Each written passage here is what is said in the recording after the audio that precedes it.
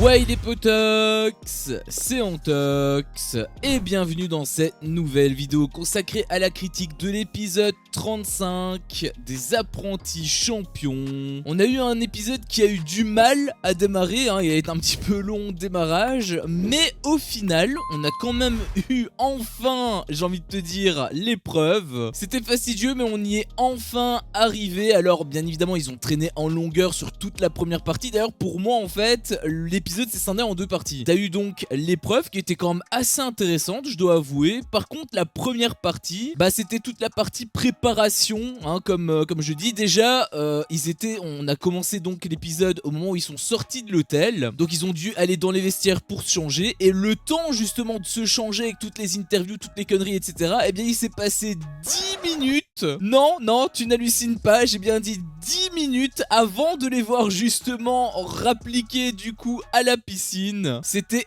extrêmement lent. En plus t'as eu des trucs mais qui étaient ultra chelous, j'avais trouvé, notamment le fait qu'à un moment donné, je sais même pas pourquoi, t'avais Julien, il s'était foutu à poil. Là d'ailleurs tu pourrais dire que c'est drôle, etc. Alors peut-être sur le moment, je sais pas, enfin si t'es présent peut-être, mais je peux pas m'empêcher d'avoir une petite pensée pour les meufs qui étaient présentes, parce que en fait c'est censé être un vestiaire mixte. On avait vu dans la séquence juste avant, il y avait Océane qui faisait un truc à Soraya, je sais pas c'était quoi. Il y avait aussi Manon qui avait débarqué devant la caméra un petit peu plus tard, alors qu'elle était juste à côté, enfin elle était toujours présente dans la pièce. Donc à mon avis, il y avait aussi des autres meufs, et pourtant il s'est quand même foutu à poil. Et Manon en plus, elle avait rien dit. Alors que elle est ultra jalouse d'habitude. J'avoue que cette séquence, j'avais un peu halluciné en réalité. Il y avait aussi un tout petit truc que j'avais trouvé intelligent, c'était les encouragements donc qu'avait fait PAB.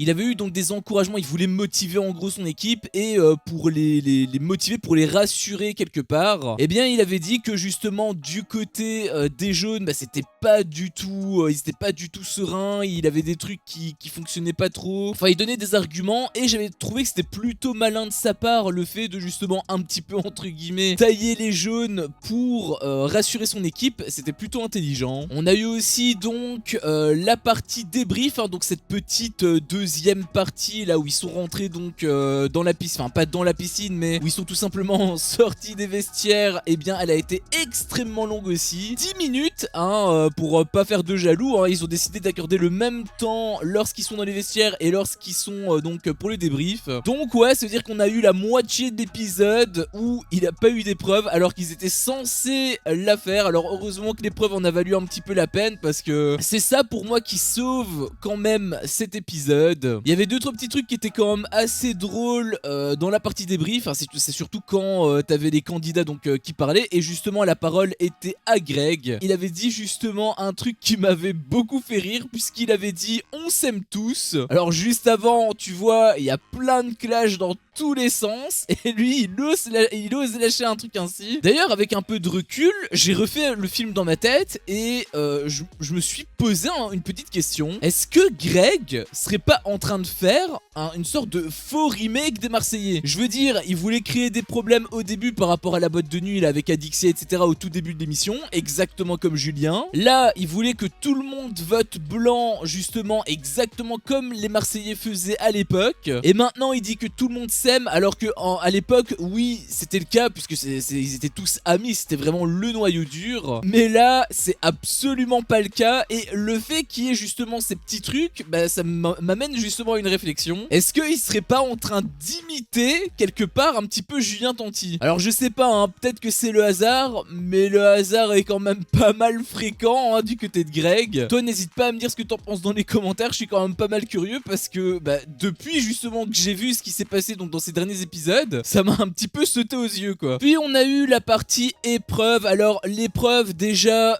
moi je me suis renseigné du coup concernant la profondeur donc des piscines pour les professionnels, et normalement la profondeur est censée être de 2,50 m, donc c'est pas du tout la profondeur exigée, je rappelle que le bassin il fait seulement 1,30 m. D'ailleurs quand Paga avait dit justement qu'ils étaient dans la piscine pour enfants, t'avais Patrick qui n'avait pas l'air de trop le croire en fait, mais si ils sont bel et bien dans la piscine dans une piscine pour enfants. Alors après, en même temps, c'est un petit peu normal, hein, parce que déjà quand t'avais vu l'épreuve, c'était assez compliqué, alors qu'il n'y avait pas vraiment justement de difficulté, enfin dans le sens où ils n'avaient pas la difficulté justement de cette profondeur, alors que imagine justement si la profondeur faisait vraiment 2,50 m. Déjà quand t'avais vu là du côté des jeunes le petit relèvement de jambes, il y en avait qui étaient à moitié en train de se noyer, alors s'ils devaient faire toute la Corée à 2,50 m de profondeur, à mon avis il aurait peut-être fallu appeler les secours, hein, Donc exactement comme le GRS, tu as 3 juges, hein, chaque juge donc va donner sa note donc de 0 à 10 et la moyenne sera en gros la note de l'équipe. Les premiers à commencer étaient les jaunes et j'ai trouvé que bon déjà par rapport à la musique c'était un petit peu mieux que lors du GRS. J'avais plus apprécié cette musique là que la musique du GRS parce que la musique du GRS j'ai trouvé vraiment trop lente. Celle-là elle était un petit peu plus punchy, alors elle était meilleure ouais mais je l'ai trouvée pas spécialement fofolle. Elle était sympa hein, je dis pas mais c'était pas trop ma tasse de thé honnêtement. Concernant leurs prestations,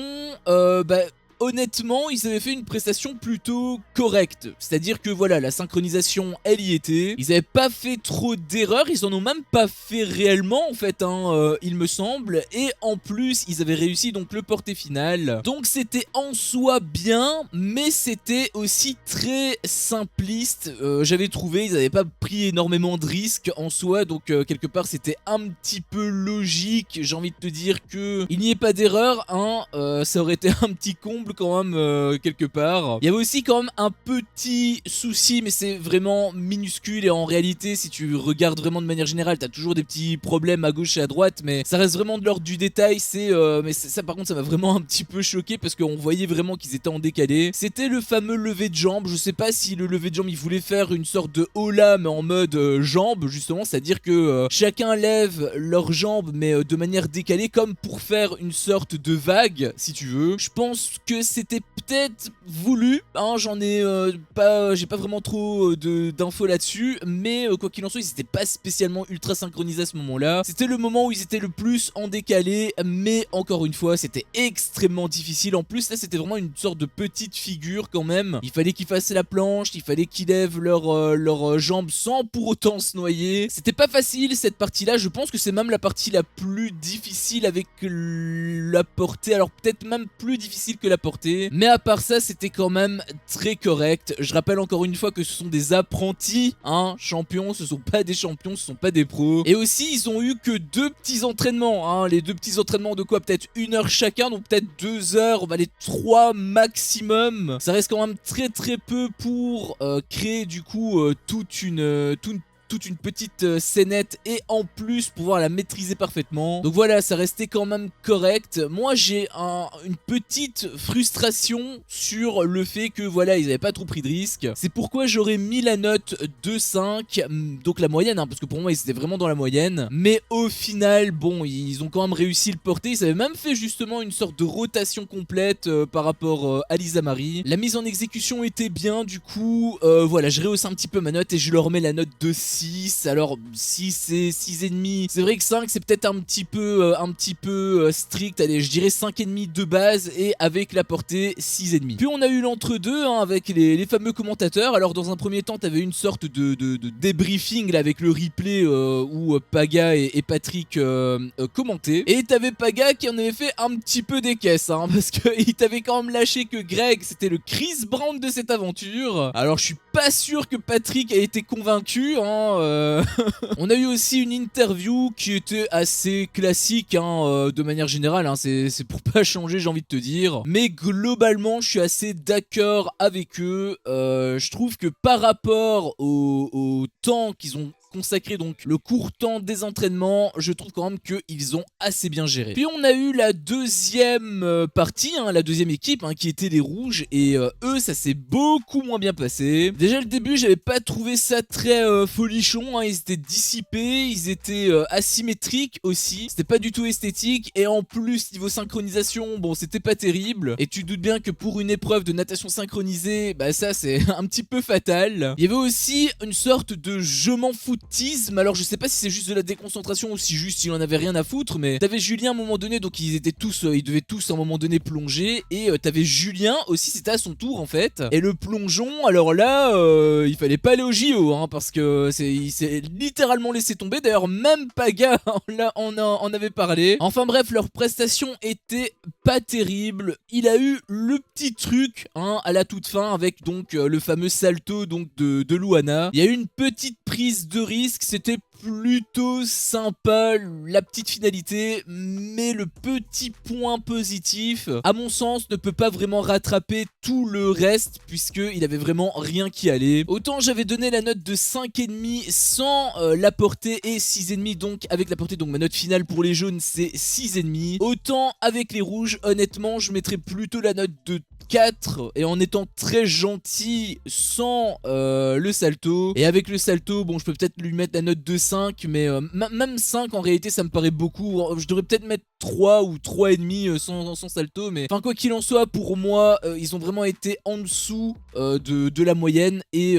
surtout également en dessous des jaunes. Avant de commenter donc la note des jurys, tu avais deux petits trucs qui m'avaient un petit peu titillé. La première, c'est que à un moment, c'était sur la fin en fait il me semble de l'épreuve donc des rouges, il t'avait donc montré un plan, donc le plan de la piscine, le plan de la Corée, hein, tout simplement, sauf que celui-là il était ultra surexposé. En gros l'image elle était blanche, hein, elle était vraiment cramée de partout, c'était tout simplement illisible. Donc voilà, petit problème technique j'avais trouvé à ce niveau là. Et le deuxième truc que je voulais quand même dire, c'était le fait que à un moment donné, donc t'avais la fameuse interview, hein, avec Paga, et Paga avait demandé donc l'avis, le ressenti donc à PAB, et PAB tout simplement il avait dit ce qu'il pensait, hein, de la Corée. Donc voilà, il y a eu des petits trucs, il y a eu des petits couacs. Alors il a été relativement content, mais il y a eu quelques petits problèmes, et c'est vrai qu'il y en avait vraiment beaucoup, hein. Il disait que voilà, il espérait que ce soit pas pénalisé, mais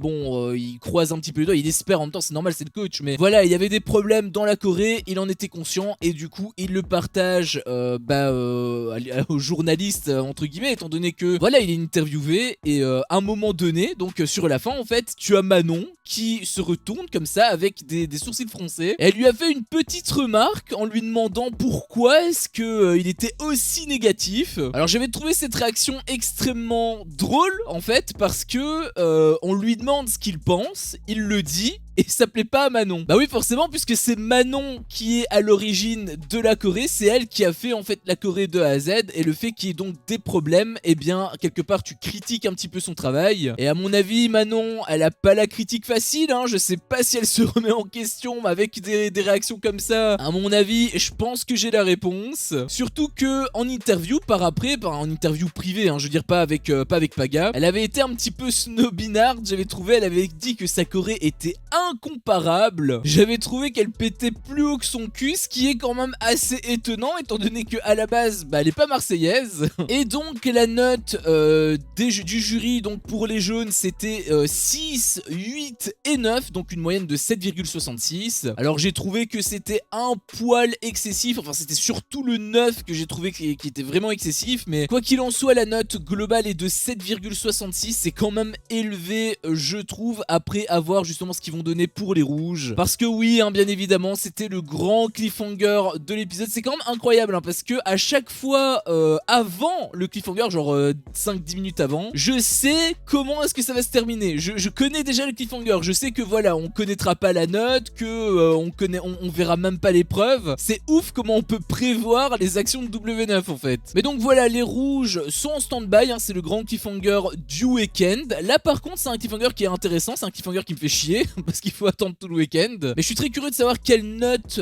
ils vont leur donner justement par rapport aux rouges. Je sais pas toi ce que t'en penses, n'hésite pas à me dire toi dans les commentaires donc quelle note tu mettrais aux jaunes et aux rouges, qui tu verrais gagnant. Mais personnellement moi, même si je préfère que ce soit les rouges qui gagnent, en réalité je pense qu'ils vont quand même perdre, qu'ils vont quand même éliminer, car j'ai trouvé leur prestation nettement moins bonne que celle des jaunes. Même s'il y a eu des petits risques pris, ça restait quand quand même pas esthétique, ça restait quand même pas synchronisé, hein, pour une épreuve de natation synchronisée. Donc voilà, pour moi, les jaunes devraient gagner et donc ce serait les rouges qui éliminent. Mais ça, on le saura, du coup, on aura le fin mot de cette histoire que lundi. Bref, c'était mon avis sur cet épisode. Si mon contenu te plaît, fais-le moi savoir en me laissant un énorme pouce bleu. À chaque fois que je vois ça, je vois que mon contenu plaît et donc moi, ça me motive à continuer. Si t'es pas encore un peu tox, qu'est-ce que tu attends pour me défoncer ce gros bouton rouge?